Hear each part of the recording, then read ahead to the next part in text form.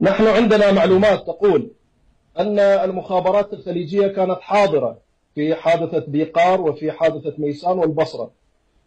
كانت هناك خيوط وجيوب لداعش الخفي تتحرك في الوسط، وكانت هناك قنوات فضائية مرتبطة بإجندات مخابراتية كانت تحرك المتظاهرين. التظاهرات عندما توجهت إلى المنطقة الخضراء وأسقطت المنطقة الخضراء، لماذا لم تحقق أهدافها؟ لم تحقق أهدافها لأنها سيست، ولأن من قادها باعها، ولأن من قادها ساوم عليها. تظاهرات مليونية أسقطت الخضراء. من اللي قادها؟ من تقصد بهذا الكلام سيد واثق؟ التيار الصدري. أنا صريح، وبرنامجك اسمه بصراحة، أنا صريح جدا. قادها التيار الصدري وساوم بها وباعها. ولقاء كربلاء كان قد أكد على استمرار العملية السياسية. أنا أخاف من الفوضى ولا أخاف من شخص ولا أخاف من أحد. أقول ما أريد أن أقوله.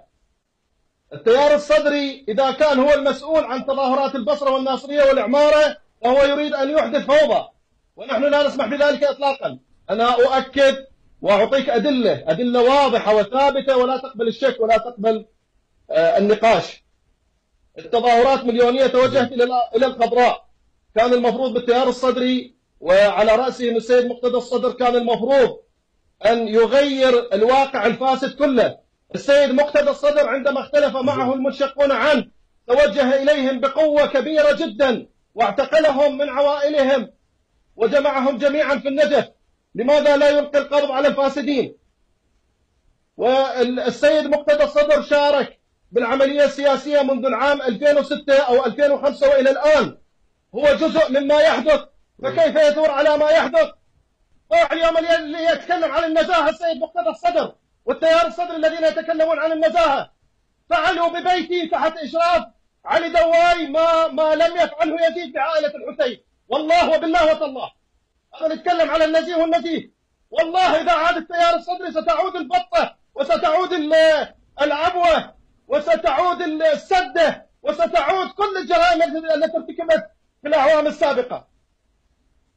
علي دواي يشرف إشراف على اعتقال عائلتي، على اعتقال أطفالي. طفل له من العمر 3 سنوات يسجن بضميرك. وينك وهج قانون؟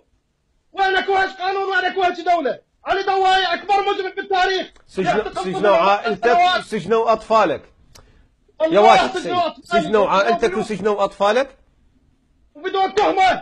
تهمة ماكو يا الله. تهمة ماكو. أوكي ماكو تهمة. وطلعوك بعدين أطلقوا سراحك. اليوم يقود اللوطيين والبعثيين والسفلة والمأجورين ويطالب بالإصلاح. سيد مقتدى الصدر سنة كاملة ساكت عن الجريمة التي ارتكبت في ميسان. اليوم سيد مقتدى الصدر يقود يا سيد التظاهرات ويطالب بالإصلاح.